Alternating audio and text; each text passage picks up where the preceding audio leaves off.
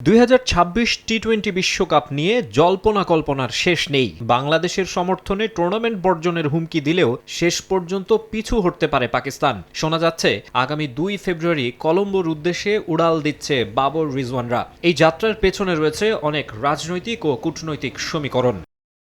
মাঠে গড়ানোর আগেই মাঠের বাইরের রাজনীতিতে উত্তপ্ত 2026 টি-20 বিশ্বকাপ। নিরাপত্তাজনিত কারণে ভারত থেকে ম্যাচ সরানোর আবেদন নাকচ হওয়ায় বিশ্বকাপ থেকে নাম সরিয়ে নেয় বাংলাদেশ। আর এই ইস্যুতে বিসিবিকে সমর্থন জানিয়ে আইসিসিকে একরকম হুমকি দিয়ে বসেন পিসিবি চেয়ারম্যান মহসিন নাকভি।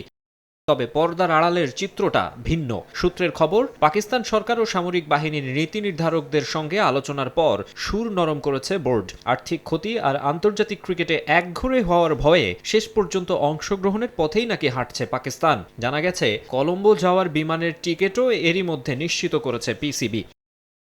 সবকিছু ঠিক থাকলে 2 ফেব্রুয়ারি লাহোর থেকে অস্ট্রেলিয়া দলের সঙ্গে একই বিমানে শ্রীলঙ্কায় যাবে পাকিস্তান দল। সালমান আলী আগার নেতৃত্বে এবার পাকিস্তান খেলবে গ্রুপ এ তে। মেন ইন গ্রিনের সব ম্যাচই অনুষ্ঠিত হবে লঙ্কা ভূমিতে।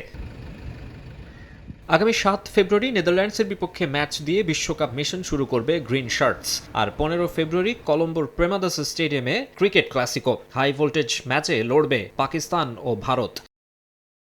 রাজনীতির মারপ্যাচ ছাপিয়ে দেশটির ক্রিকেট প্রেমীরা তাকিয়ে 22 গজের লড়াইয়ের দিকে। তবে ক্রিকেট বিশ্বে ভারতের একাধিপত্যকে চ্যালেঞ্জ জানাতে এবং বাংলাদেশ ইস্যুতে আইসিসির দ্বিচারিতার প্রতিবাদে বয়কটের পক্ষেও অবস্থান নিয়েছেন অনেকে। তবে পুরো আসর বর্জনের পথে হাঁটছে না তারা, সেটা মোটামুটি নিশ্চিত। এমন হতে পারে কেবল ভারতের বিপক্ষে ম্যাচ বর্জন করতে পারে পাকিস্তান।